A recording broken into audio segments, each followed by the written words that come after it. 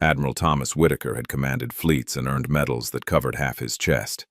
But on a scorching Virginia afternoon, a 10-year-old black girl made him a bet that would unravel 5 years of buried secrets.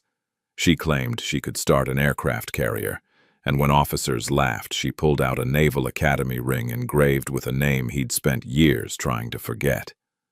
Amira Johnson was the daughter of the engineer whose warnings he'd ignored, the hero who died saving his life, and now with her mother's determination burning in her eyes, she was about to force him to face a truth that would either destroy his career or finally set them both free. Just before we get back to it, I'd love to know where you're watching from today, and if you're enjoying these stories, make sure you're subscribed. The Virginia sun beat down on Norfolk Naval Base with relentless intensity, turning the steel deck of the massive aircraft carrier into a shimmering mirror of heat. The air shimmered above the metal surfaces, creating wavy distortions that made the horizon dance. Seagulls circled overhead, their cries mixing with the sounds of machinery and barked orders. The smell of salt water mingled with diesel fuel and hot metal, creating the distinctive scent that marked every naval installation along the coast. Sailors moved with practiced efficiency across the ship, their white uniforms crisp against the gray metal, preparing for the afternoon's public exhibition. They called to each other in the shorthand language of career military personnel, checking equipment, securing lines, and ensuring everything was perfect for the day's demonstration. Families and visitors would soon flood the base, eager to glimpse the pride of the Atlantic Fleet. Tour groups were already forming near the main entrance, parents holding tight to excited children, veterans pointing out features to their grandchildren. Among the growing crowd near the visitors' checkpoint stood a small figure who seemed out of place among the bustling military personnel. She was quieter than the other children, more focused.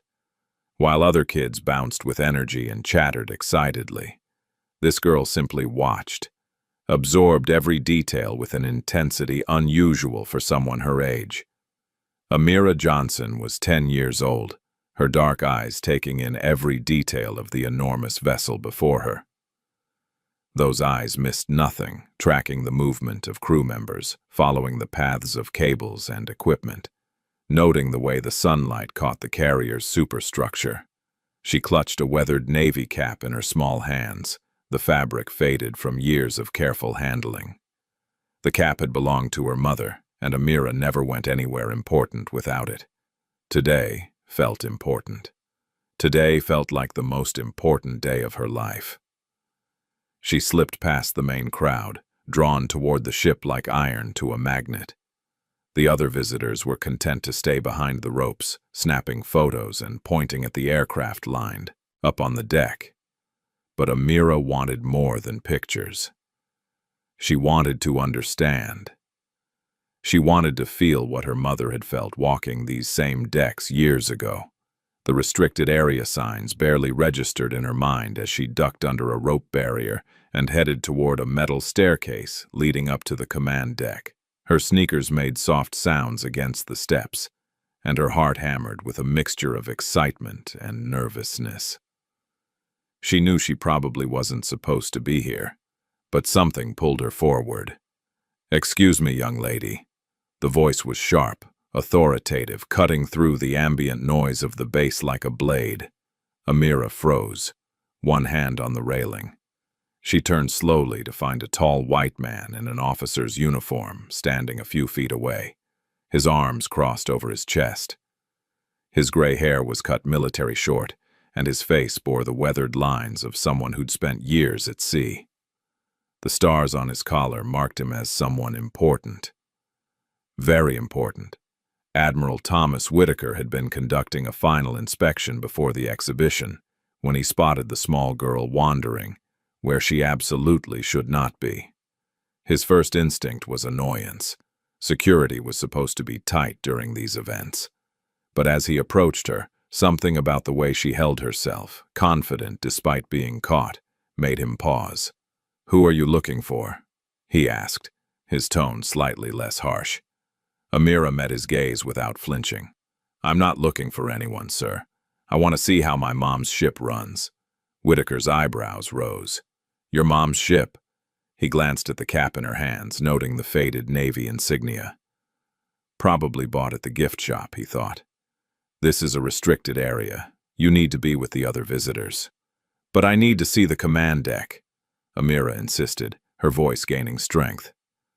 My mom worked on carriers like this. She was an engineer. She told me all about how the systems work, how everything connects. I just want to see it. The Admiral couldn't help the slight smile that tugged at his lips. The girl had spirit, he'd give her that. That's cute, really. But naval engineering isn't something a child can understand. It's complicated, dangerous, and definitely not a place for curiosity. I understand more than you think, Amira said quietly. Something in her voice made Whitaker study her more carefully. There was a determination in those young eyes that went beyond childish stubbornness. It reminded him of someone, though he couldn't quite place who. Oh, really? He decided to humor her. And what exactly do you think you understand? Amira took a breath. I know this carrier has nuclear reactors that power the propulsion system. I know there are backup generators and auxiliary power grids. I know the command deck controls everything from navigation to weapon systems, and that there are redundant safety protocols in case anything fails. The Admiral's smile faded. That was more than gift shop knowledge. Someone's been doing their homework. My mom taught me, Amira said simply, before she died. The words hung in the air between them. Whitaker felt a twinge of something uncomfortable in his chest. He'd lost good people over the years, too many to count. But something about this girl's quiet grief struck a chord. Before he could respond, Amira reached into her pocket and pulled out a small metal ring. It was too large for her fingers, clearly meant for an adult hand. Even from a few feet away, Whitaker could see the engraving on its surface, the unmistakable crest of the Naval Academy. His blood went cold. Where did you get that? The question came out more sharply than he intended. It was my mom's, Amira said, holding it up. She got it when she graduated from the academy. She told me to keep it safe, that one day I'd understand what it meant. Whitaker stepped closer, his eyes fixed on the ring.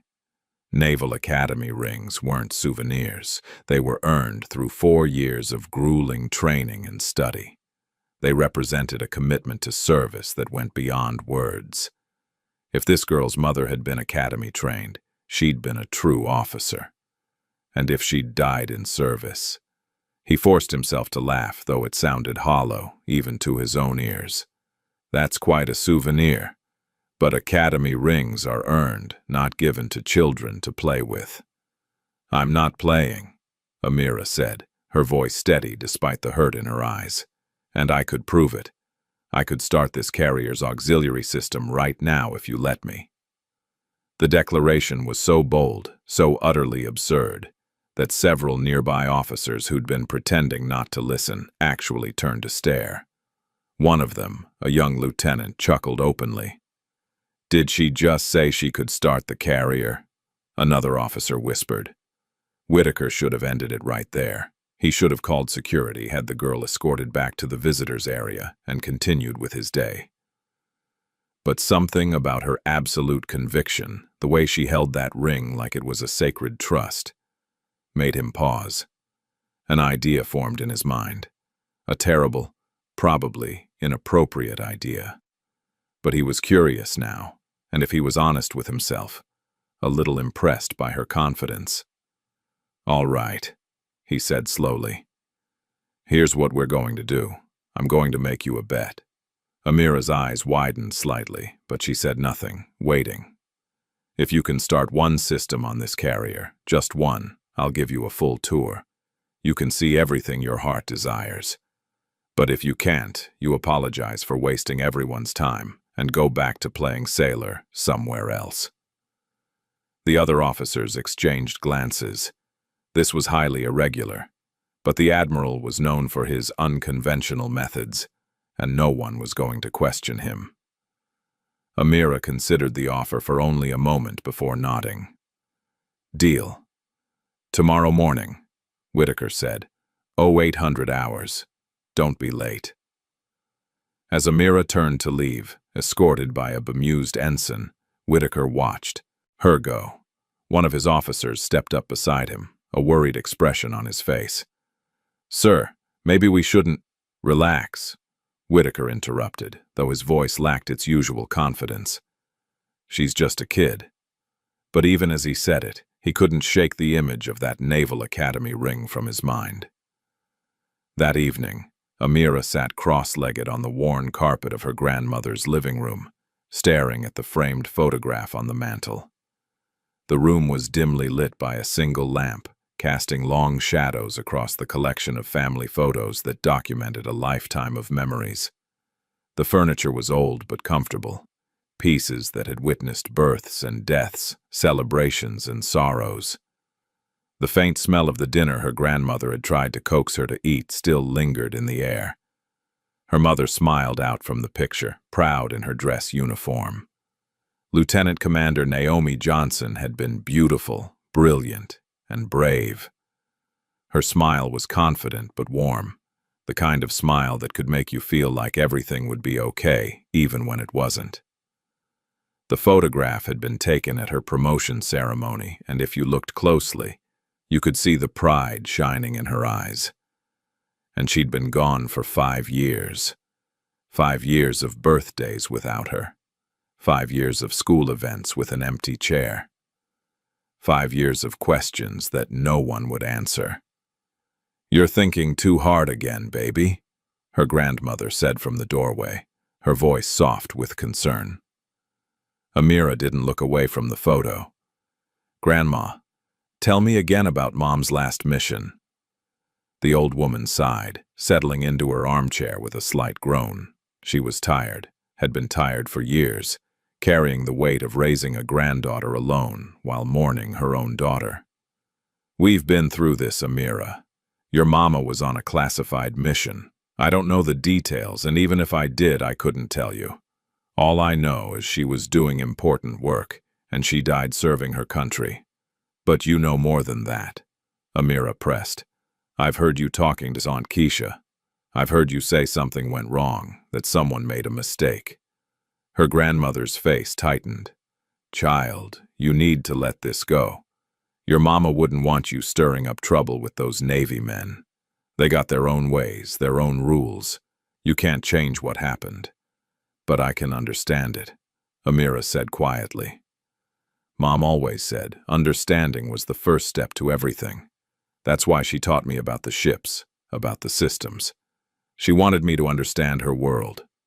She wanted you to be educated, her grandmother corrected, not to go poking around naval bases making bets with admirals. Amira finally turned to look at her. How did you? The base called. That nice ensign wanted to make sure you got home safe and that we knew about tomorrow's demonstration. The word was laden with disapproval. Amira, what were you thinking? I was thinking Mom would want me to do this, Amira said, simply. She left me her ring for a reason, Grandma, and tomorrow I'm going to find out why. Her grandmother opened her mouth to argue, then closed it again. She saw too much of Naomi in Amira's stubborn expression, heard too much of her daughter's determination in her granddaughter's voice. Some battles couldn't be won. Just be careful, she finally said, and come home safe. After her grandmother went to bed, Amira remained in the living room studying the photograph.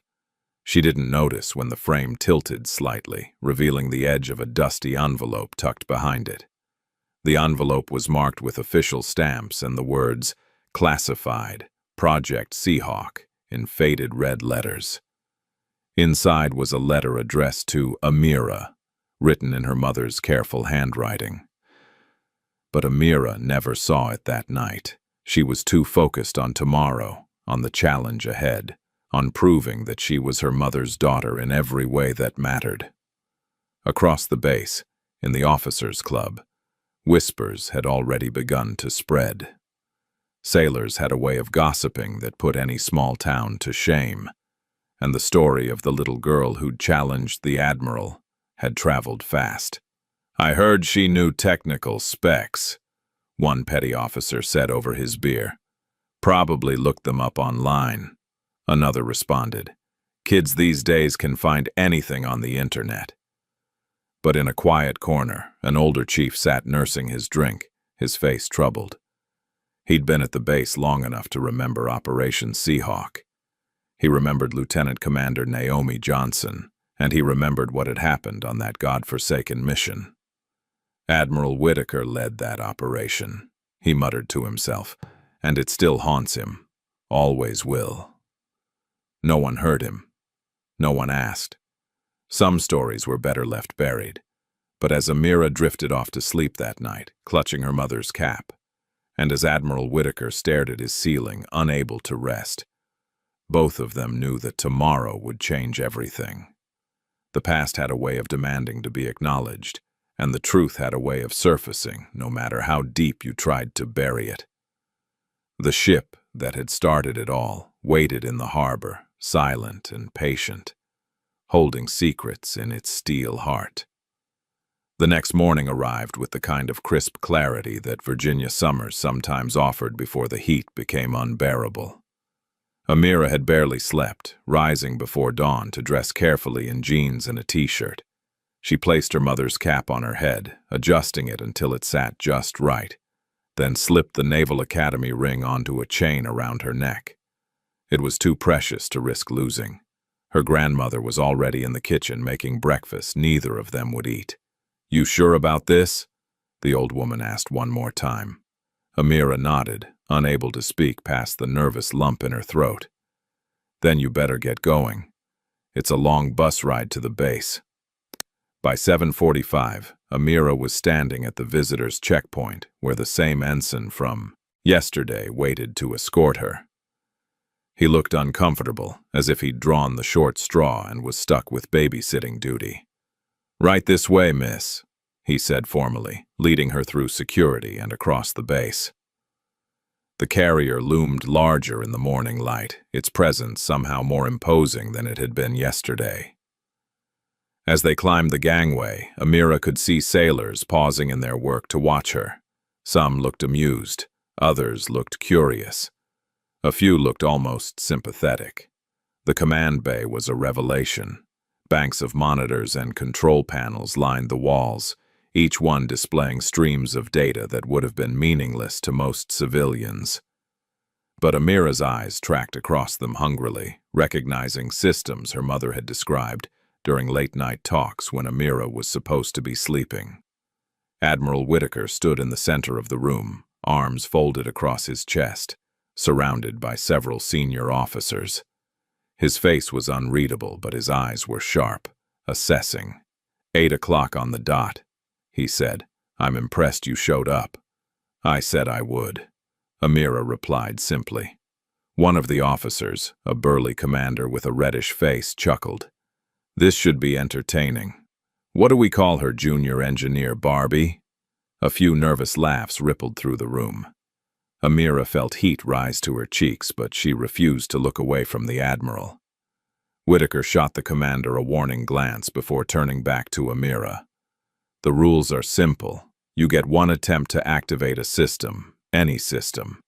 You have 10 minutes. If nothing happens, you apologize and leave. Understood?" "Yes, sir." "Then begin." The room fell silent except for the ambient hum of electronics.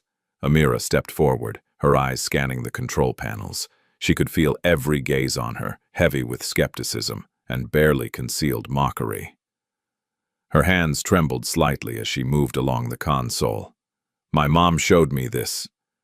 "Kind of," she murmured, more to herself than to anyone else.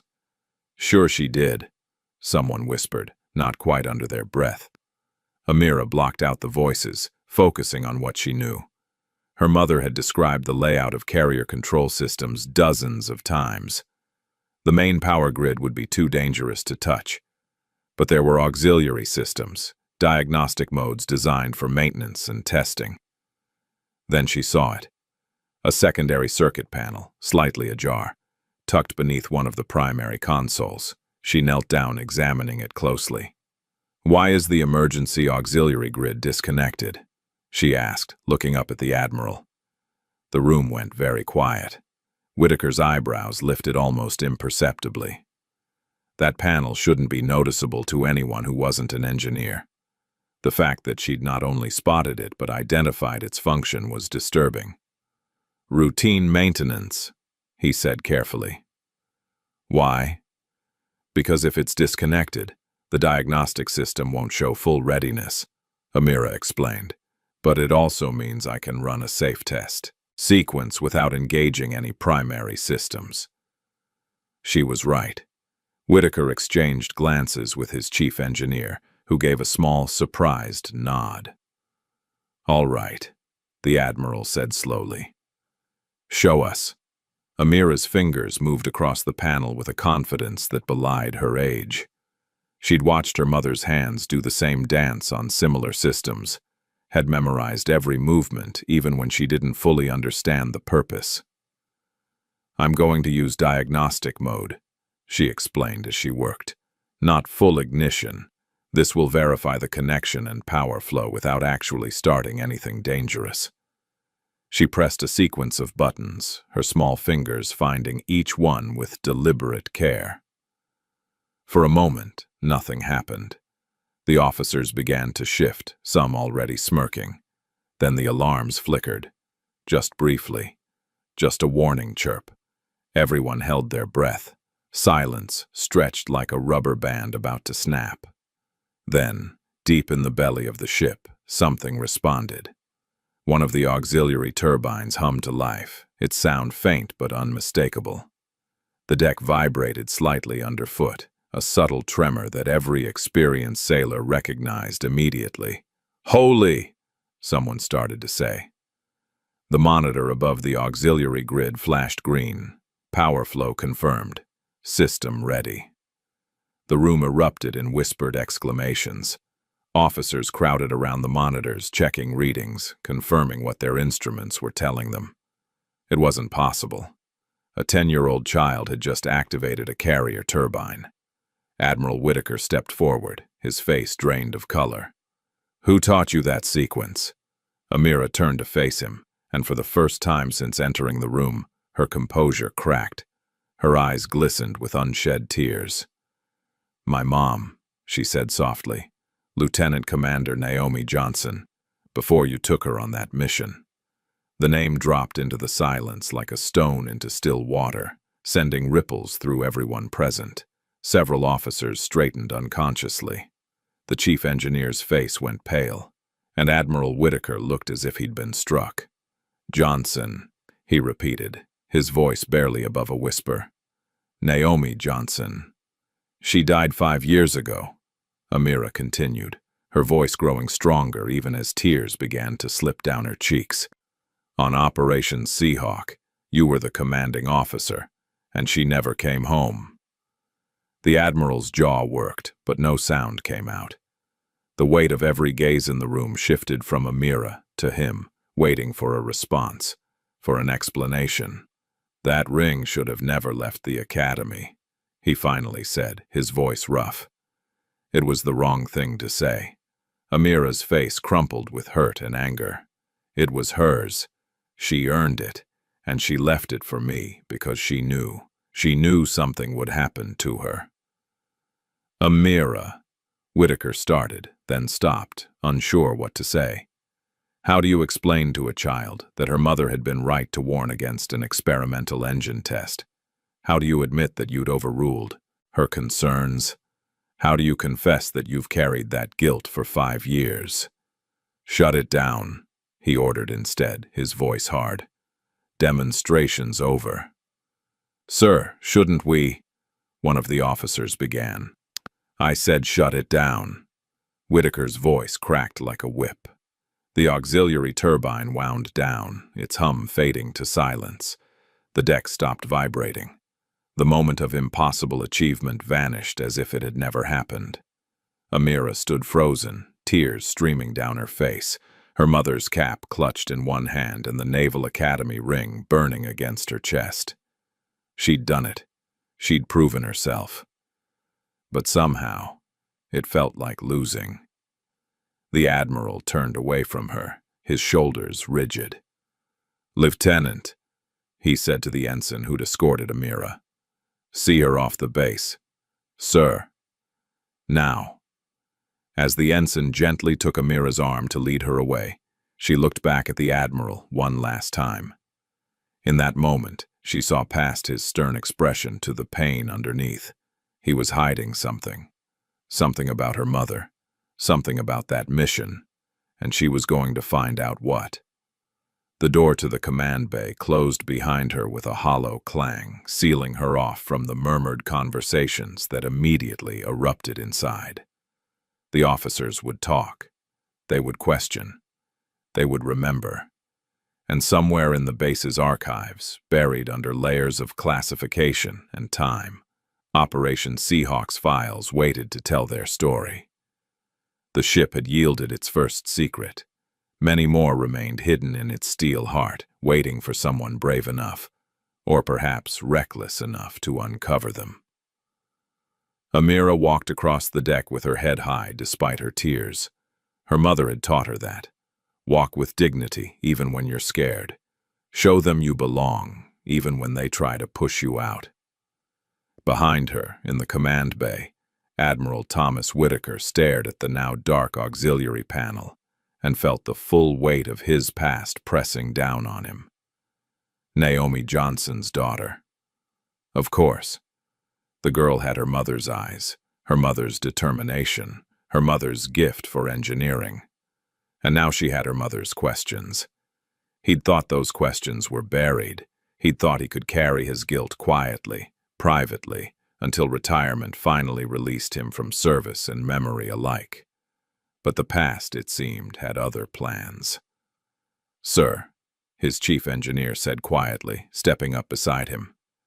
"That sequence she used, that was Commander Johnson's modification, the one she proposed before the Seahawk mission."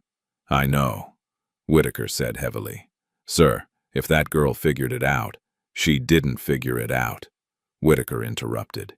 "She was taught. Deliberately. Naomi knew. She knew something would go wrong, and she prepared her daughter." The implications of that hung in the air, heavy and undeniable. Outside, morning turned to afternoon, and the public exhibition continued as planned. Families toured the carrier, took photos, listened to rehearsed presentations about naval power and American strength. Children posed beside massive cannons. Veterans shared stories with active-duty sailors. Tour guides explained the ship's history and capabilities in voices practiced from repetition. None of them knew what had happened in the command bay that morning. None of them understood that history had been made, that a small girl had done the impossible. None of them would ever know the truth about Operation Seahawk, or the brilliant engineer who'd sacrificed everything. But Amira knew. And she would not forget. She would carry this moment with her, fuel it into determination, let it guide her toward the truth. Her mother had left her more than a ring and a cap. She'd left her a legacy, a mystery, and the tools to solve it. The bet had been won. The turbine had hummed to life. The impossible had become real. But the real challenge was just beginning, because winning the bet had opened doors that some people wanted to keep closed. It had asked questions that some people didn't want answered, and it had awakened a past that refused to stay buried any longer. Admiral Whitaker would learn that truth couldn't be ordered away like a subordinate. Amira would learn that courage sometimes meant facing answers you weren't ready for. And the carrier, that massive vessel of steel and secrets, would become the stage where past and present collided in ways no one could have predicted. The dismissal from the command bay stung worse than Amira expected. She'd won the bet, proven herself capable, yet somehow it felt hollow. The ensign who escorted her off the base was kind enough, offering gentle words about how impressive her demonstration had been, but Amira barely heard him. Her mind was elsewhere, replaying the look on Admiral Whitaker's face when she'd spoken her mother's name. That wasn't just surprise. That was recognition. That was guilt. The bus ride home felt longer than usual, every stop dragging out the journey. By the time Amira walked through her grandmother's front door, the afternoon sun was painting the sky in shades of orange and gold. Her grandmother took one look at her face and pulled her into a tight embrace, asking no questions, simply offering comfort. But comfort wasn't what Amira needed. She needed answers. That night, unable to sleep, she crept back into the living room and stood before her mother's photograph. In the dim light, Naomi's smile seemed sadder somehow, as if she'd known the pain her absence would cause. Amira reached up to adjust the frame, and that's when she felt it give slightly in her hands. The backing was loose. Her heart racing, Amira carefully removed the photograph from the frame. Behind it, wedged into the narrow space, was a dusty envelope. Her fingers trembled as she pulled it free. The envelope was marked with official stamps and warnings, the words, "Classified, Project Seahawk," printed in faded red letters across the front. And beneath that, in her mother's handwriting, "For Amira." Amira's breath caught in her throat. She glanced toward the hallway, listening for any sound of her grandmother stirring. But the house remained silent. With careful fingers, she opened the envelope and found several pages covered in her mother's neat handwriting, along with technical drawings and what looked like coordinates. The letter began simply, "My dearest Amira, if you're reading this, it means I didn't come home. I'm so sorry, baby. But I need you to know the truth." Tears blurred Amira's vision, but she forced herself to keep reading. Her mother explained Project Seahawk in terms that a child could understand, describing it as an attempt to create a new kind of ship engine that would be faster and more efficient than anything the Navy had ever built. But there had been problems with the design, flaws that Naomi had identified and reported. "I told Admiral Whitaker that the prototype wasn't stable," the letter continued. "I showed him the calculations, explained the risks. But there was pressure from above, deadlines to meet, careers on the line. He ordered the test anyway. I tried to stop it, Amira. I tried so hard. But when the engine started failing, I was the only one who knew how to contain it. I stayed behind so the rest of the crew could evacuate. I stayed behind so Tom Whitaker could live." The words struck Amira like a physical blow. Her mother had saved the Admiral's life. She'd sacrificed herself to protect him and the others, even though he'd ignored her warnings. The unfairness of it, the tragedy, filled Amira with a rage so intense she had to press her hand over her mouth to keep from crying out. But there was more. The letter included coordinates, technical specifications, and a final message. "The engine design was my life's work, even with its flaws. I've hidden the corrected schematics in my old locker on the base, locker 247 in the engineering section. If someone ever questions what happened, if the truth needs to come out, you'll find it there. I love you, my brilliant girl. Make them remember that we tried to do it right." Amira carefully folded the letter and tucked it back into the envelope. Her hands shook, but her resolve hardened. She knew what she had to do. She had to get back on that base. She had to find her mother's locker. She had to recover the proof that would show the world what really happened. But how? She'd been escorted off the base with clear instructions not to return without authorization. Security wouldn't let her through again, and she certainly couldn't ask Admiral Whitaker for help. She needed an ally, someone inside who understood, someone who might believe her. Then she remembered the kind look in Lieutenant Perez's eyes. He'd been watching during her demonstration, and unlike the others, he hadn't laughed or mocked. He'd looked impressed, even moved. It wasn't much to go on, but it was all she had. The next morning, Amira told her grandmother she was going to the library. It wasn't entirely a lie, since she planned to use the library's computer to research the base's layout and find a way to contact Lieutenant Perez. What she didn't mention was that she had no intention of staying at the library. Meanwhile, across the city in his office, Admiral Thomas Whitaker was having the worst morning of his career. The locked drawer in his desk stood open, and spread across his desk were the contents of a case file he'd hoped never to review again. Operation Seahawk stared back at him in stark black and white photographs, incident reports, and witness statements. He picked up a photo of the crew before the mission. Naomi Johnson stood in the front row, her smile confident, her posture radiating competence. She'd been one of the best engineers he'd ever worked with, and he'd gotten her killed. Not directly, not with his own hands, but through his arrogance, his refusal to listen, his belief that military hierarchy trumped technical expertise. "You were right," he whispered to the photograph, "about everything." A knock on his door made him quickly gather the papers. "Enter." Lieutenant Perez stepped inside, his expression troubled. "Sir, I apologize for the intrusion, but I need to speak with you about yesterday." Whitaker felt his jaw tighten. "The matter is closed, Lieutenant." "With respect, sir, I don't think it is." Perez remained standing at attention, but his voice was firm. "That girl knew things she shouldn't have known. The sequence she used, the way she identified that auxiliary panel, those aren't things you learn from stories. Commander Johnson must have deliberately trained her." "What's your point?" Whitaker asked, though he already knew. "My point is that maybe Commander Johnson wanted someone to know the truth. Maybe she left information behind, and that little girl is trying to find it." Perez paused, then added quietly, "And maybe we should help her instead of shutting her out." The Admiral leaned back in his chair, studying the young officer. Perez had only been on his crew for 2 years, but he'd proven himself reliable and, more importantly, possessed of a conscience that Whitaker sometimes envied. Helping her would mean reopening an investigation that was closed years ago, Whitaker said slowly. It would mean questioning decisions made by people far above both our pay grades.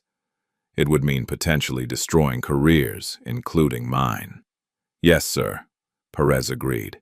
"But it might also mean giving Commander Johnson the recognition she deserves, and giving her daughter closure." Whitaker was silent for a long moment, the weight of 5 years of guilt pressing down on him.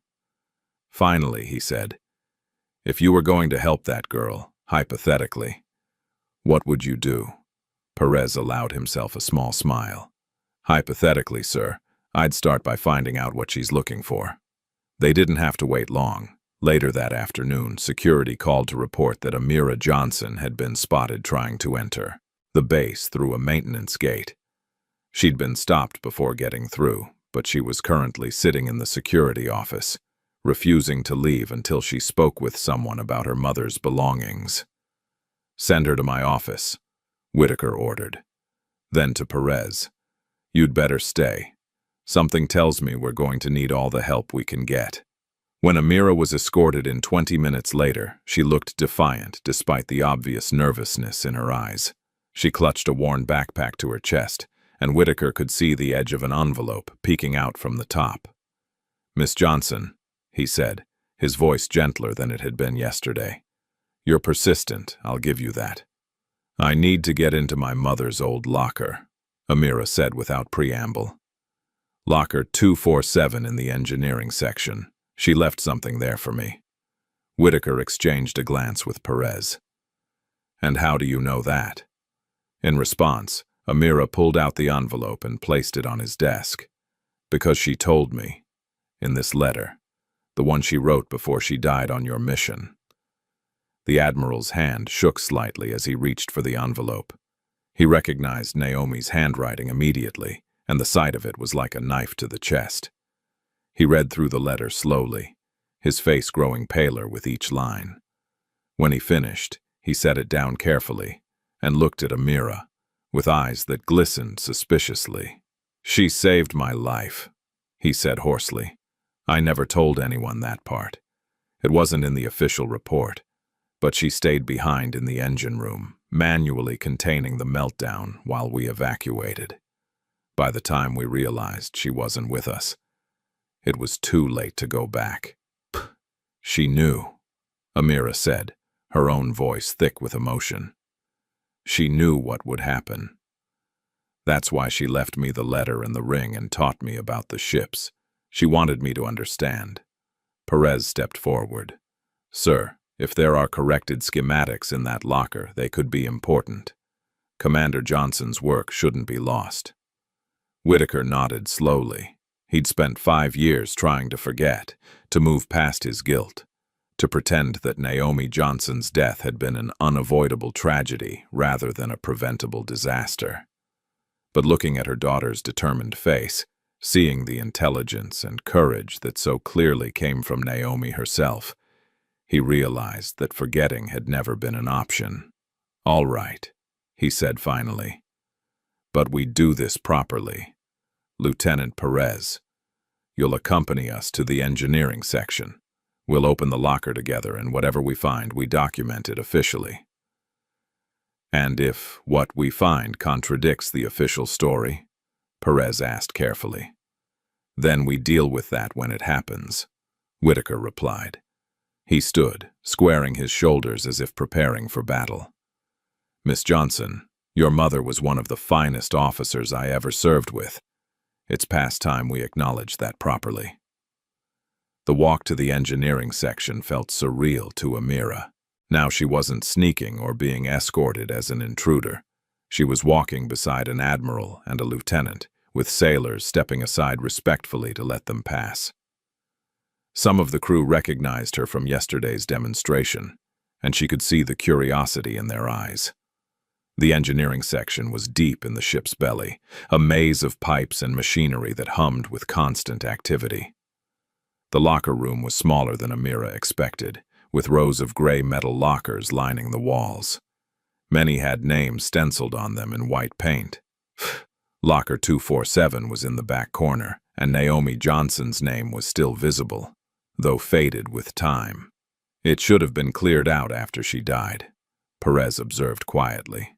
It was supposed to be, Whitaker said, but I ordered it sealed instead.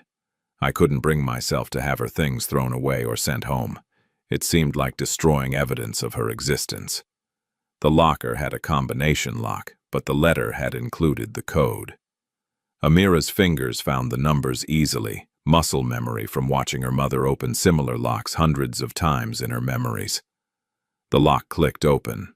Inside, the locker was mostly empty. A spare uniform hung neatly on a hook. A pair of work boots sat on the bottom shelf. But on the top shelf, wrapped in a waterproof bag, was a tablet computer and a sealed folder. Perez carefully retrieved both items and placed them on a nearby work table. The tablet powered on when he pressed the button, and the screen showed a simple menu with various files labeled with technical names. But it was the folder that made everyone's breath catch. Inside were detailed engineering schematics, calculations, test results, and a comprehensive report outlining every flaw in the Seahawk engine design. There were also Naomi's handwritten notes documenting her conversations with Whitaker and other superior officers, her repeated warnings about the risks, and her recommendations for fixes that had been ignored. This is evidence, Perez said quietly. Evidence that Commander Johnson tried to stop the test. Evidence that her concerns were dismissed. Whitaker stared at the documents, his face ashen. This could end my career, possibly result in court-martial proceedings. Or it could clear her name, Amira said fiercely. Everyone thinks she made a mistake, that something went wrong with her design. But this proves she was right. She tried to save everyone, and they wouldn't listen. The Admiral closed his eyes, and when he opened them again, there was a resignation in them that spoke of a man finally accepting his fate. You're right. She deserves better than what we gave her, better than silence and classified files. Sir, what are you saying? Perez asked, though he already knew. I'm saying we're going to do what Naomi wanted. We're going to finish her work properly. Whitaker turned to Amira. Your mother's design wasn't flawed. It was revolutionary. But it needed refinements, adjustments that we never gave her time to implement. These schematics show exactly what needed to be fixed. He picked up one of the technical drawings, studying it with the eye of someone who'd spent decades working with naval engineering. If we could implement these corrections, prove that her design works, it would vindicate her completely. Can we do that? Amira asked, her heart racing. Not alone, Whitaker admitted, but with the right people, the right resources. He trailed off thinking. Then his expression hardened with determination. The ship is scheduled for a short demonstration voyage next week. Just a routine run. But if we could use that time to test the corrected system, to prove it works. That's incredibly risky, sir, Perez said. If anything goes wrong, then I'll take full responsibility. Whitaker interrupted. But nothing will go wrong because this time we're going to do it right. We're going to follow Naomi's instructions to the letter. He turned to Amira, and for the first time since they'd met, he smiled at her with genuine warmth. You have her gift, Amira. You proved that yesterday, and I'm going to need your help to finish what she started. Are you willing? Amira didn't hesitate. Yes, sir. Good. Whitaker began gathering the documents. Lieutenant Perez, I'll need you to assemble a small team of engineers we can trust. People who knew Commander Johnson, who respected her work. We have 1 week to make this happen. As they prepared to leave the locker room, Amira paused and looked back at her mother's name on the locker door. She touched it gently, tracing the faded letters. We're going to make them remember you, Mom, she whispered. I promise. Behind her, Admiral Whitaker heard the words and felt something shift in his chest. For 5 years, he'd carried his guilt like a weight, letting it drag him down, using it as punishment for his failures. But maybe guilt wasn't meant to be carried forever. Maybe it was meant to be transformed into action, into redemption, into doing better.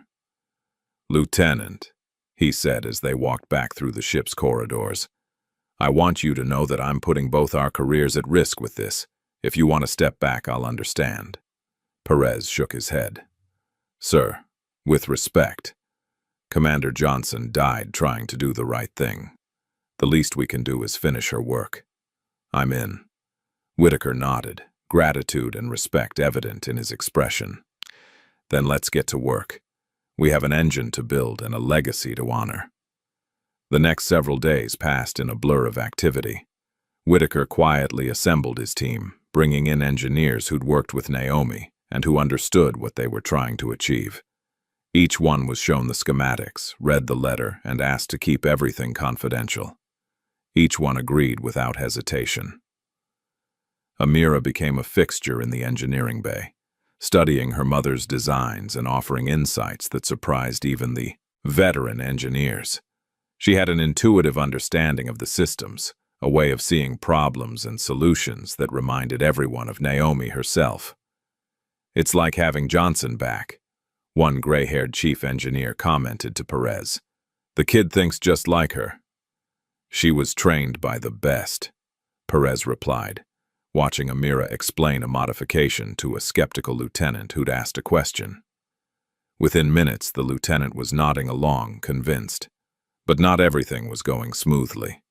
Word of the unusual activity had started to spread, and questions were being asked. The base commander called Whitaker in for a meeting, demanding to know why so many resources were being devoted to what was supposed to be a routine demonstration voyage.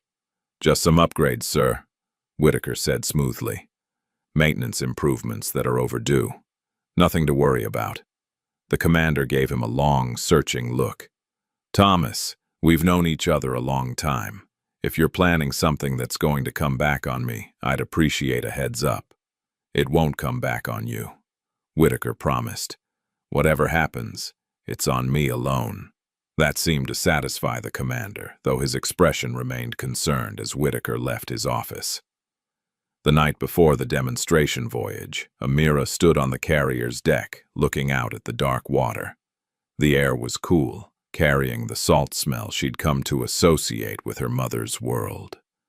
Somewhere out there, beyond the horizon, was the spot where Naomi had made her final stand, where she'd given everything to save others.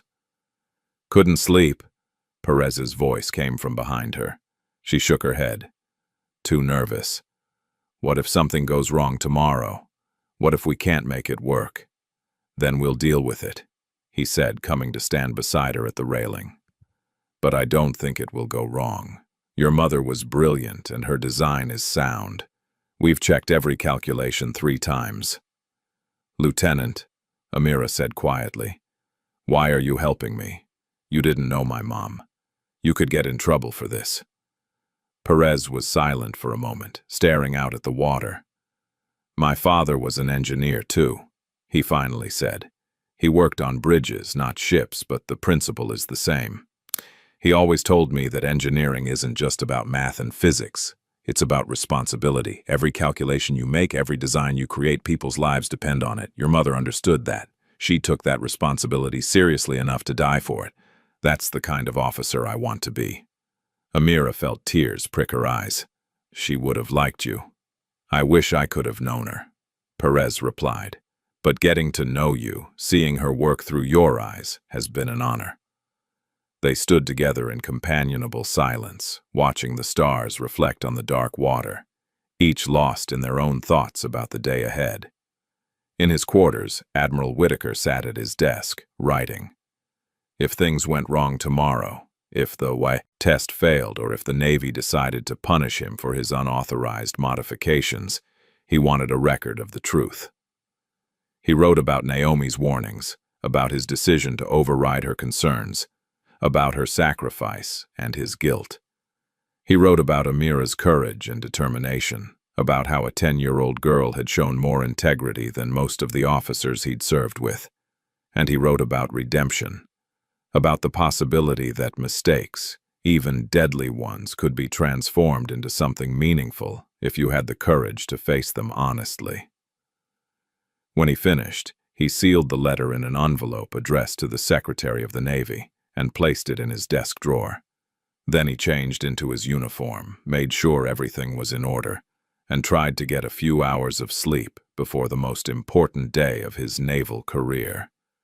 Tomorrow, they would honor Naomi Johnson's memory properly. Tomorrow, they would prove that her brilliance hadn't died with her. Tomorrow, one way or another, the truth would come out. The carrier waited in the darkness, its engines quiet, its secrets ready to be revealed. Somewhere in its mechanical heart, Naomi's corrected design had been installed, checked, and prepared. It was ready for its moment of vindication. All they had to do was make it work. The demonstration voyage began at dawn, with the carrier slipping out of Norfolk Harbor like a steel giant waking from sleep. Amira stood on the command deck, wearing a visitor's badge that Lieutenant Perez had secured for her, her mother's cap firmly on her head. The morning air was crisp and salty, carrying the promise of the open ocean. Around her, sailors moved with practiced efficiency, preparing the ship for what they believed would be a routine exercise. But nothing about today was routine. Admiral Whitaker stood at the helm, his face composed but his eyes betraying the tension he felt. The corrected Seahawk engine had been installed in one of the auxiliary systems, a safer approach than the full-scale implementation that had doomed the original test. If it worked, they'd have proof of Naomi's genius. If it failed, well, at least they'd tried. "All stations report ready, sir," the communications officer announced. Whitaker nodded.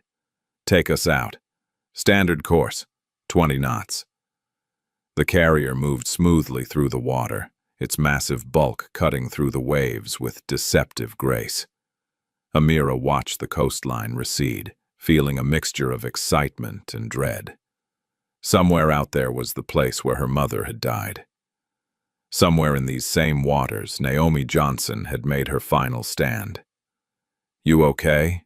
Perez asked quietly, appearing at her side. Just thinking about her, Amira replied, wondering if she knew when she got up that last morning that she wouldn't come home.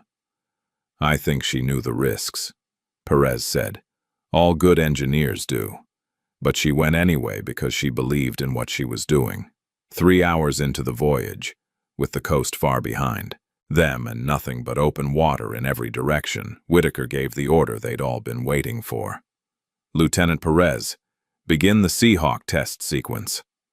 The engineering team sprang into action, their movements coordinated from weeks of preparation. Amira moved to the auxiliary control station where her mother's design was about to be put to the test. Her hands trembled slightly as she entered the initial startup codes, the same ones Naomi had taught her years ago. Primary systems coming online, one engineer reported. Power flow stable. Temperature within normal range, another added. No anomalies detected. The minutes ticked by with agonizing slowness. Each reading was checked, double-checked, verified against Naomi's calculations. The engine hummed steadily, its sound growing stronger but never erratic, never showing the instability that had plagued the original design. It's working, Perez said, his voice filled with wonder. It's actually working. Whitaker allowed himself a small smile. Of course it is. Naomi Johnson never made mistakes. We were the ones who... The alarm cut through his words like a siren. Red lights flashed across the command deck as every screen suddenly showed the same warning. An unidentified contact had appeared on radar, approaching fast from the east. The celebration died instantly, replaced by military precision as sailors rushed to their stations. Contact bearing 090, range 12 miles and closing. The radar operator called out. Speed 30 knots. No transponder signal. Visual? Whitaker demanded. Nothing yet, sir. There's fog rolling in from that direction. Amira felt her stomach clench.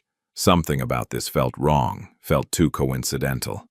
They were in the middle of their test, at the exact location where her mother's mission had failed, and now an unidentified vessel was approaching. All stop, Whitaker ordered. Battle stations, but hold fire. Let's see what we're dealing with. The carrier slowed, its engines winding down to idle. The Seahawk test was put on hold, though the system remained active, humming quietly in the background. Everyone's attention turned to the radar screen and the mysterious contact growing steadily closer. The fog came first, rolling across the water like a gray blanket, thick and unnatural for this time of year. It moved with purpose, as if summoned by some unseen force. The temperature dropped noticeably, and sailors on deck shivered despite their heavy jackets. Visibility dropped to less than 100 yards, turning the bright morning into a twilight gloom. Then, emerging from the mist like a ghost from a forgotten nightmare, came the ship. It was smaller than the carrier, old and battered, sitting dangerously low in the water. Rust streaked its hull in patterns that looked almost like blood, and sections of the superstructure looked damaged, as if from fire or explosion. Pieces of railing hung loose, swaying with the gentle motion of the waves. The deck was littered with debris, and seawater washed across it with each small swell. Despite all this damage, despite looking like it should have sunk years ago, the vessel remained stubbornly afloat. But what made everyone freeze, what made the blood drain from every face on the command deck, was the designation painted on its bow, barely visible through the corrosion and decay. NAJ. Naomi A. Johnson, Perez breathed, reading the letters aloud. Amira's world tilted. Her mother's ship. The research vessel from Operation Seahawk, the one that was supposed to have sunk 5 years ago. Yet here it was, drifting toward them through impossible fog, transmitting a signal that shouldn't exist. "Sir, that's not possible," the communications officer said, his voice shaking. "That ship was lost with all hands. It's been on the bottom of the Atlantic for 5 years. Check the signal again," Whitaker ordered, though his face had gone pale. "Tell me exactly what frequency it's using." Sir, it's a repeating pattern on an old Navy frequency, one that hasn't been in use for over a decade. The pattern repeats every 10 seconds. Amira stepped closer to the communications station, listening to the signal through the speakers. It was a series of tones, seemingly random, but something about them nagged at her memory. Her mother used to whistle while she worked, a habit that had driven everyone crazy but that Amira had loved. "That's her pattern," Amira said suddenly. "My mom used to whistle that exact sequence when she was fixing engines. She said it helped her think." The command deck went silent. Everyone stared at the derelict ship, at the impossible signal, at the little girl whose dead mother seemed to be calling to them from beyond the grave. "That's impossible," Whitaker said, but his voice lacked conviction. "Naomi is dead. I saw the explosion. I searched for survivors." "Then how do you explain the signal?" Perez asked. "How do you explain that ship?" "I can't," Whitaker admitted. "But we need to investigate. That vessel shouldn't be here, and if there's any chance—" He trailed off, unable to voice the hope that someone might have survived. "Sir, I strongly advise against approaching," the tactical officer said. "It could be a trap. The ship might be rigged or booby-trapped, or it might contain answers," Whitaker countered. He turned to Perez. "Lieutenant, assemble a boarding team. I want that ship searched thoroughly, and I'm going with you." "Sir, you can't." Several officers protested simultaneously. "I can and I will," Whitaker said firmly. "That ship went down under my command. If there's anything left, if there's any evidence of what really happened, I need to see it myself." "I'm going too," Amira said, her voice small but determined. "Absolutely not," Whitaker said immediately. "You're a civilian and a child. This is too dangerous." "She was my mother," Amira insisted. "And if she left something on that ship, if there's a message or a clue, I might be the only one who can recognize it. You need me." Whitaker wanted to refuse, every instinct telling him to keep the girl safe. But he saw the determination in her eyes, the same iron will that Naomi had possessed. And perhaps she was right. Perhaps they did need her. "She stays behind me at all times," he finally said. "And if I say run, you run. Understood?" "Yes, sir," Amira agreed quickly before he could change his mind. Within 20 minutes, a boarding party of 6 was ready. Whitaker, Perez, Amira, 2 security personnel, and a damage control specialist. They boarded a small launch and motored across the gap between the carrier and the derelict, the fog so thick they could barely see either ship despite the short distance. Up close, the research vessel looked even worse. The hull was covered in marine growth, sections of railing had collapsed, and scorch marks blackened the superstructure. It listed slightly to port, and water sloshed across the deck with each small wave. It was a miracle the ship was still afloat. "Looks like it's been drifting for years," the damage control specialist observed as they climbed aboard. "I'm surprised it hasn't broken up." The deck was slippery and treacherous, covered in algae and rust.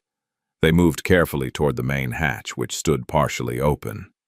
Inside, the corridor was dark and filled with the smell of salt water and decay. Their flashlights cut through the gloom, revealing overturned equipment, water-damaged walls, and debris scattered everywhere. "The signal is coming from the bridge," Perez said, checking a handheld tracker. "This way." They moved in single file, weapons drawn despite the apparent abandonment of the ship. Every sound made them jump. Water dripping, metal creaking, their own footsteps echoing in the confined space. The ship felt haunted, filled with the ghosts of those who died here. Amira's hand found the Naval Academy ring hanging around her neck, clutching it for courage. She tried to imagine her mother walking these same corridors, working in these same spaces, never knowing that her last mission would end in tragedy. The bridge was in better condition than the rest of the ship, though still showing severe damage from the explosion that had nearly destroyed the vessel. The main console was dark except for one panel that glowed with dim emergency power, broadcasting the signal they'd detected.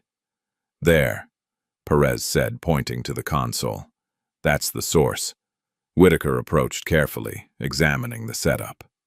Someone had rigged the emergency beacon to broadcast on a specific frequency, using what little power remained in the ship's backup systems. It was an impressive feat of engineering, especially for someone who'd been injured or dying. "Look at this," the damage control specialist said from across the bridge. He was pointing at the wall where Naomi's name was etched into the metal, along with a date. The day of the disaster.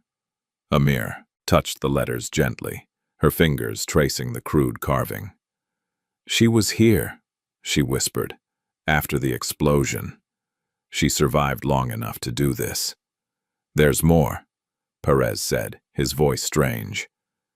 He was crouched beside the captain's chair, reaching into a sealed compartment underneath. When he stood, he held a waterproof capsule, the kind designed to protect documents from water damage. The label read, "For command only," in Naomi's handwriting. Whitaker took the capsule with shaking hands. Inside was a portable hard drive and a handwritten note. The note was brief. "Tom, if you're reading this, you came back. Thank you. The drive contains everything, including what really caused the meltdown. I tried to fix it alone. I failed. I'm sorry. Tell Amira I love her. Tell her she was right to believe in me. NJ." The Admiral's face crumpled.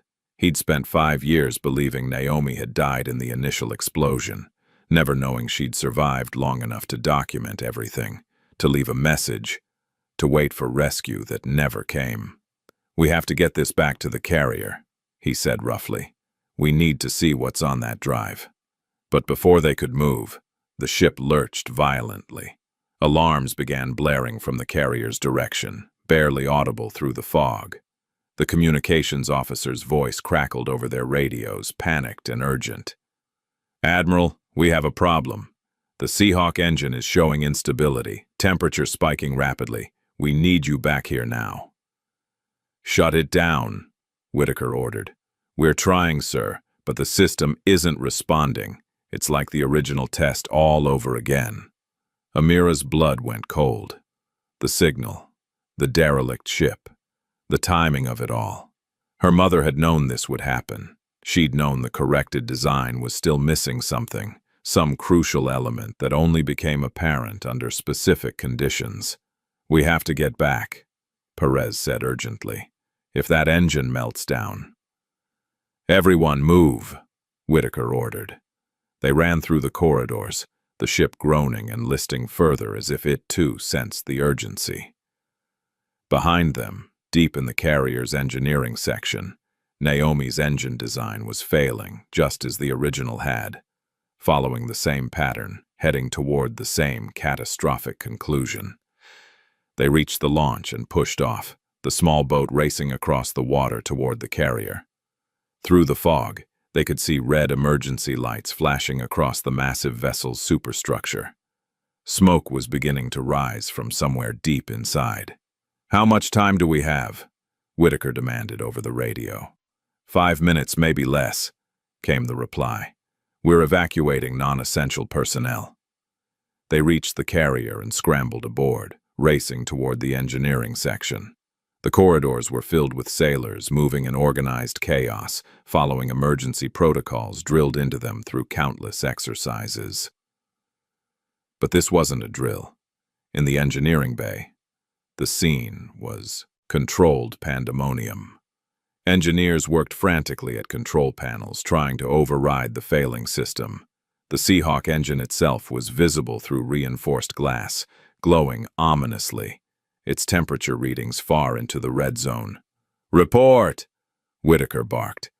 The chief engineer looked up, his face streaked with sweat. "It's cascading, sir, just like last time. We tried the shutdown sequence, but it's not responding. Something in the design, some feedback loop we didn't catch." "The drive," Amira said suddenly, pulling out the waterproof capsule. My mother's last recording. She said she tried to fix it alone. Maybe she figured out what was wrong. Perez grabbed the drive and plugged it into the nearest computer. Files appeared on screen, dozens of them, all dated from the day of the original disaster. Video logs, technical analyses, calculations. He opened the most recent video file. Naomi's face appeared on screen, haggard and smoke-stained, but her eyes were still sharp with intelligence. The video had been recorded in what looked like the derelict ship's engine room, with sparks and flames visible in the background. "If anyone finds this," she began, her voice hoarse, "then you've probably made the same mistake I did.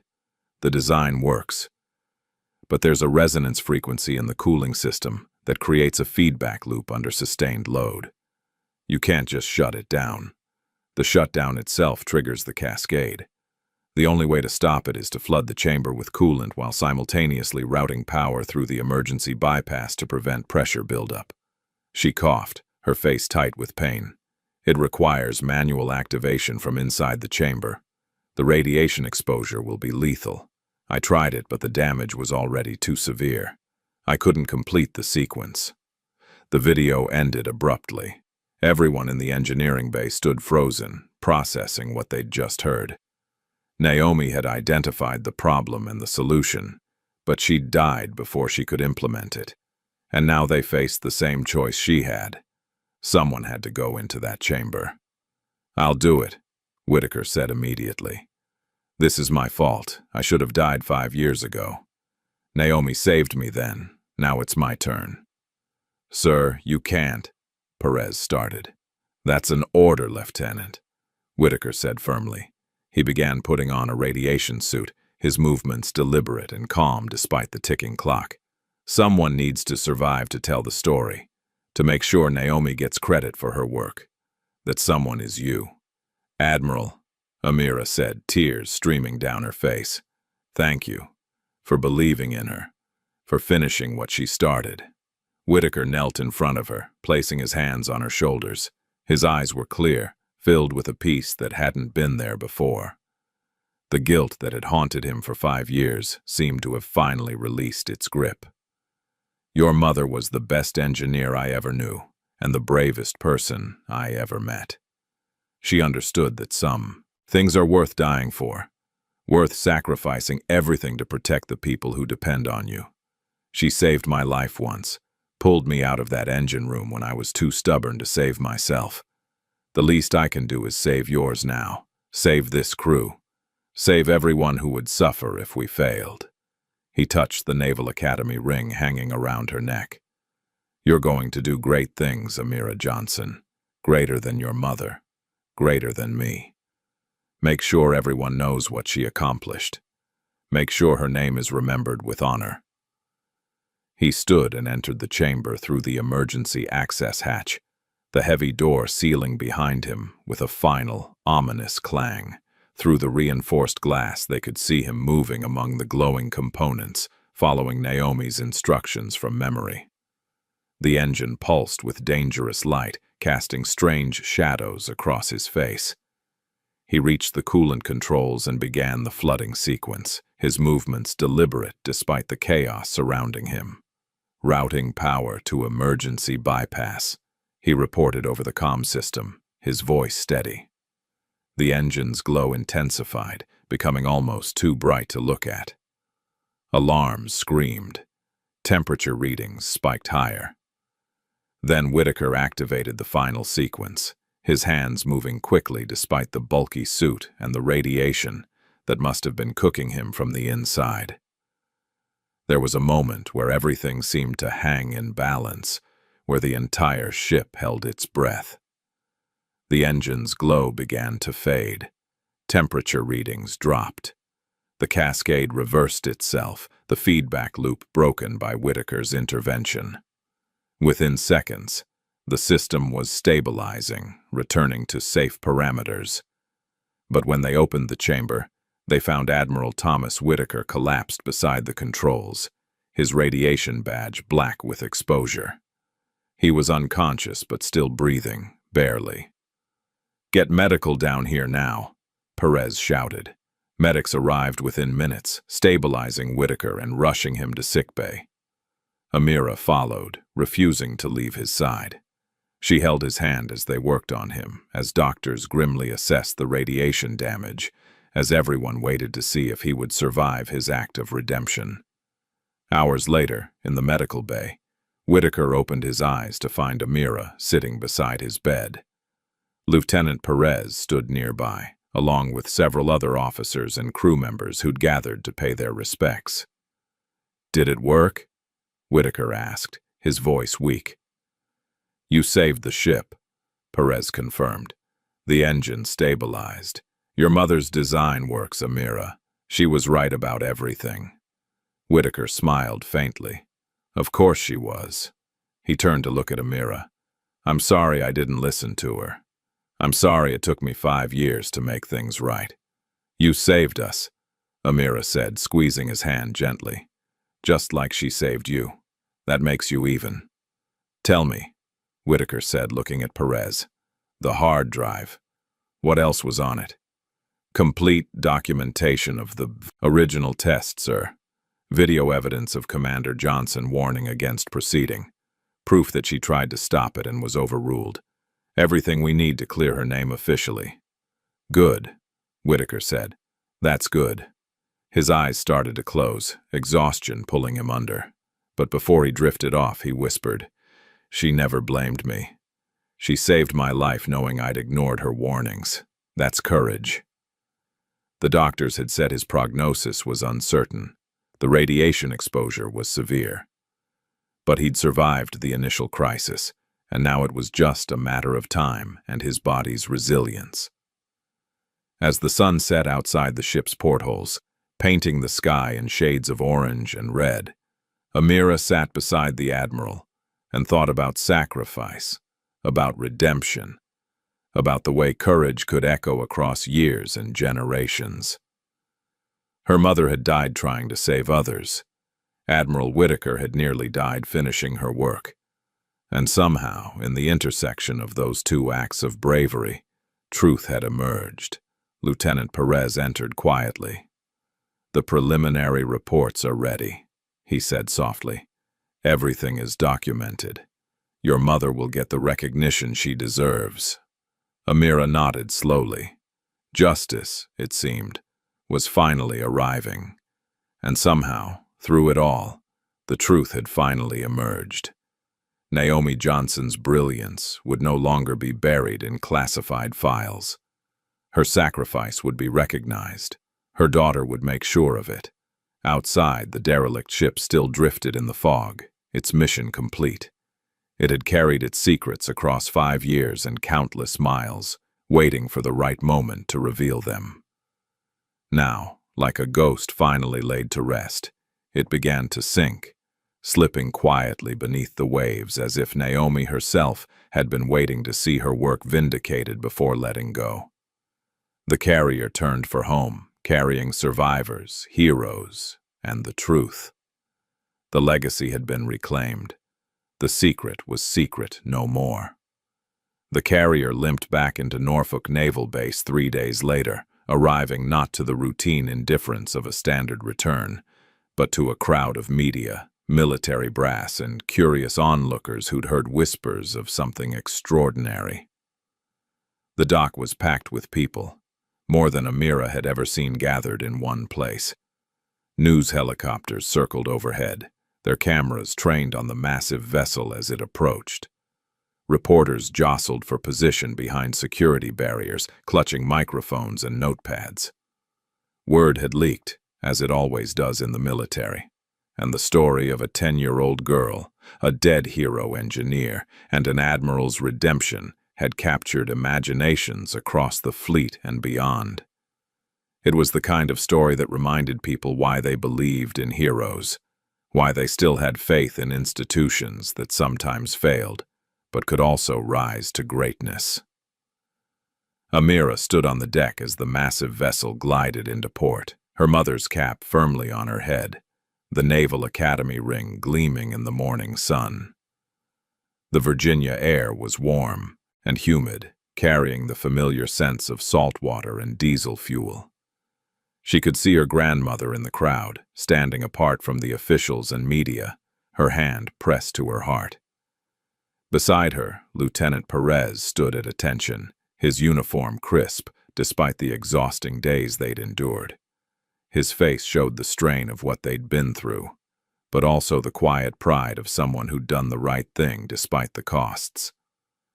Behind them, medical personnel prepared to transfer Admiral Whitaker, who remained in critical but stable condition, fighting off the effects of radiation poisoning, with the same stubborn determination he'd shown throughout his career. The gangway was barely in place before officials began boarding. The Secretary of the Navy himself had flown in from Washington, accompanied by a delegation of high-ranking officers and civilian observers. This wasn't just a routine debriefing.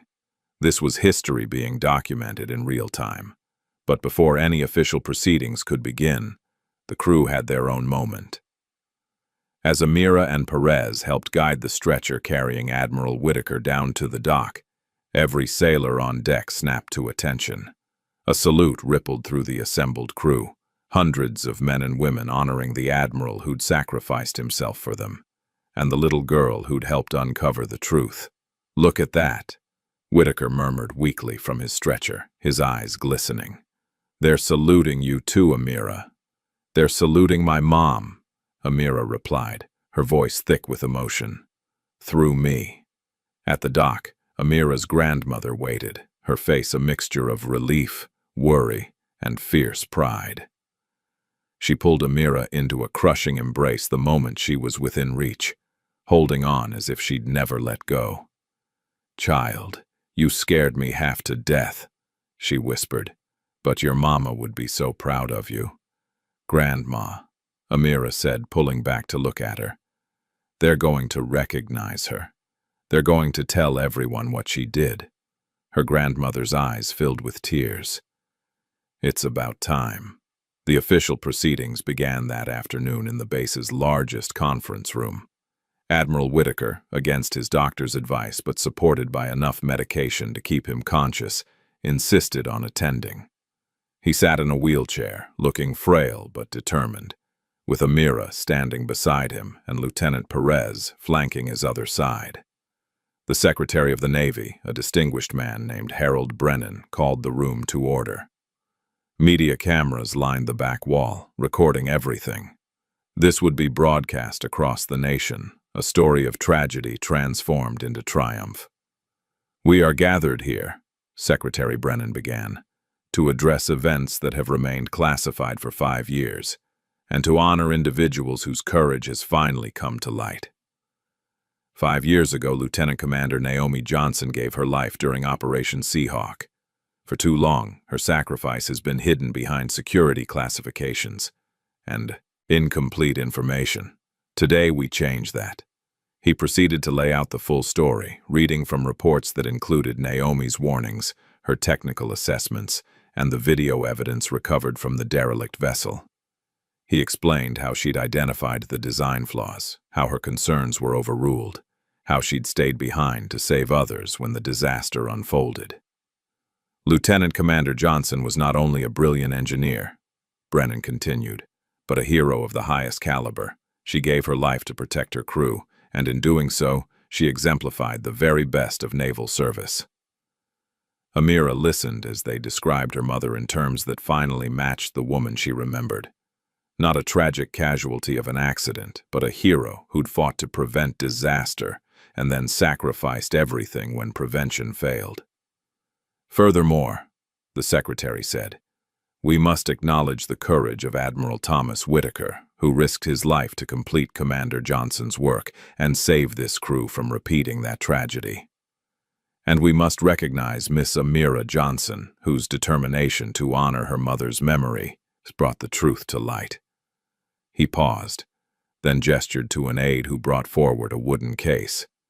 "It is my honor to posthumously award Lieutenant Commander Naomi Johnson the Navy Cross for extraordinary heroism. This medal represents the gratitude of a nation for her sacrifice and her service." The case was opened, revealing the Navy Cross nestled in blue velvet, Secretary Brennan lifted it carefully and approached Amira, kneeling to her level. "This belongs to your mother," he said gently, "and now it belongs to you, to hold in trust for her memory." Amira's hands shook as she accepted the medal. The weight of it was substantial, but it felt right, felt like finally getting to carry a piece of her mother home. Tears streamed down her face, but she smiled through them. "Thank you," she whispered. "She would have been honored." "No," Brennan corrected softly. "We are honored, by her and by you." He stood and turned to Admiral Whitaker. "Admiral, it is also my duty to commend you for your actions. You corrected a 5-year-old injustice and saved countless lives in the process. The Navy owes you a debt of gratitude." Whitaker tried to rise from his wheelchair, but Brennan waved him down. "Don't stand on my account, Tom. You've earned the right to rest." "Sir," Whitaker said, his voice raspy but clear, "I don't deserve commendation. I was the one who ignored Commander Johnson's warnings. I was the one whose arrogance led to her death. If anything, I deserve censure." "What you deserve," Brennan replied, "is recognition for having the courage to face your mistakes and make them right. That's not arrogance, Admiral. That's wisdom, hard-earned and costly. And it's why the President has approved your promotion to the rank of Admiral. 4 stars, effective immediately upon your recovery." The room erupted in applause. Whitaker looked stunned, overwhelmed. "Sir, I don't." "Accept it, Tom," Brennan said firmly. "You've earned it. And when you recover, we're going to need your expertise to implement Commander Johnson's engine design across the fleet. Her work will live on, making our ships better, safer, more efficient. That's the legacy she deserves." After the official ceremony, Lieutenant Perez was also recognized, promoted to lieutenant commander for his role in supporting the investigation and assisting during the crisis. He stood proudly as his new insignia was pinned on, and when it was done, he immediately walked over to Amira.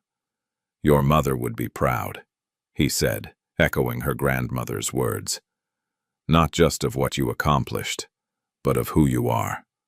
"Thank you for believing in me," Amira replied, "for helping me find the truth." "I should thank you," Perez said. "You reminded me why I joined the Navy. To serve with honor, to seek truth, to stand up for what's right even when it's hard. Those are lessons I'll carry for the rest of my career." The media descended after the ceremony, wanting interviews, photographs, quotes. But Amira's grandmother, with the protective instinct of someone who'd raised a child through tragedy, shielded her from most of it. They gave one brief statement, expressing gratitude and honoring Naomi's memory, then retreated to privacy. That evening, in her grandmother's living room, Amira sat before the photograph that had started everything. But now it wasn't alone. Beside it sat the Navy Cross, gleaming in its case, and the official certificate recognizing Naomi Johnson's heroism.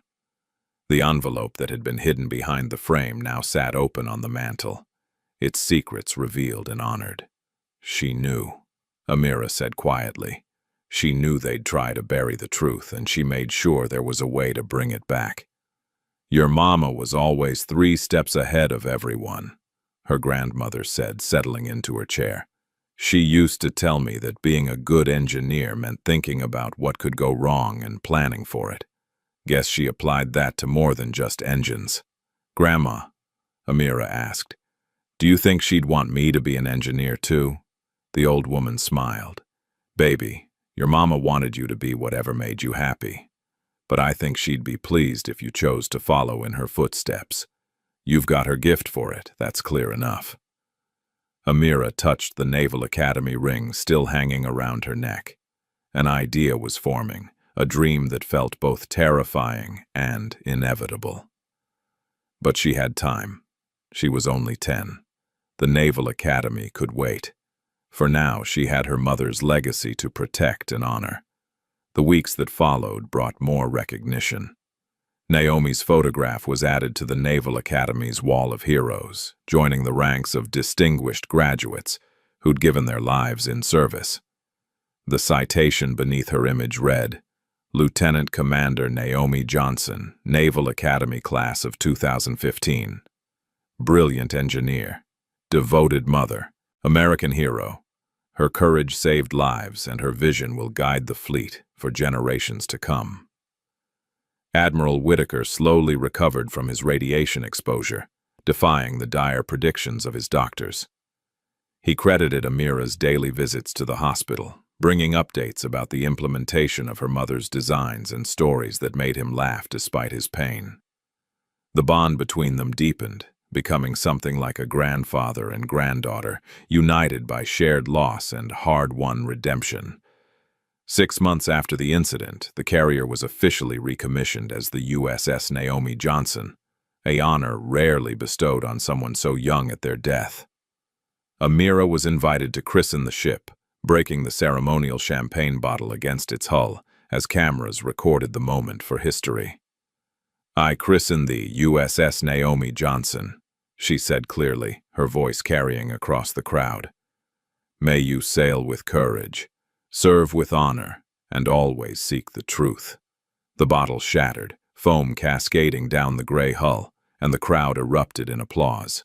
Standing behind Amira, Admiral Whitaker saluted the ship that bore his friend's name, tears streaming unashamedly down his weathered face. But the true transformation came 5 years later. Amira stood in her room, now 15 years old, holding an envelope that had arrived that morning. Her hands trembled as she opened it, though she already knew what it would say. The Naval Academy seal embossed on the letterhead confirmed it. "Congratulations," the letter began. "We are pleased to inform you of your acceptance to the United States Naval Academy." She'd applied with Admiral Whitaker's recommendation, with transcripts that showed excellence in mathematics and physics, with essays that spoke of her mother's legacy and her own determination to serve. And now, against odds that would have seemed impossible 5 years ago, she'd been accepted. "Grandma," she called, racing down the stairs with the letter clutched in her hand. "Grandma, I got in." Her grandmother emerged from the kitchen, saw the letter, and immediately burst into tears. "Oh, baby. Oh, your mama would be so proud." They held each other, crying and laughing, celebrating a dream fulfilled and a circle completed. 4 years later, Amira Johnson stood at attention in the Naval Academy's graduation ceremony, now 19 years old, wearing the same uniform her mother had worn at her own graduation. The parallels weren't lost on anyone who'd known Naomi. Amira had her mother's bearing, her confidence, her way of standing, that suggested both strength and grace. The 4 years at the academy had been challenging, filled with early mornings, rigorous coursework, and the constant pressure to prove herself worthy of her mother's legacy. But she'd thrived, finding in the discipline and structure a way to channel her determination into achievement.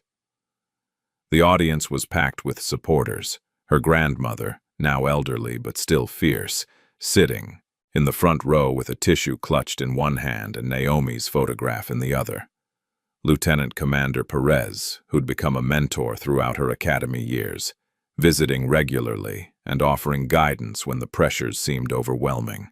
And Admiral Whitaker, fully recovered and serving with distinction, sitting in a place of honor. His hair was whiter now, his face more lined, but his eyes held the same clarity and purpose they'd gained on that fateful voyage 9 years ago. The ceremony itself was steeped in tradition, each ritual carrying the weight of centuries of naval service.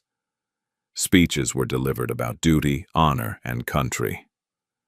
The graduating class sat in perfect rows, their faces reflecting a mixture of pride, relief, and anticipation for what came next. As the names were called alphabetically, Amira's heart raced. She thought about her mother sitting in a similar ceremony 24 years ago, accepting her own diploma, beginning a career that would end in tragedy, but also in heroism. When her turn came, She stepped forward with precise military bearing, every movement practiced and perfect. Midshipman Amira Johnson, the commandant announced, graduating with honors in naval engineering. She accepted her diploma, then turned to receive the Naval Academy ring that every graduate earned.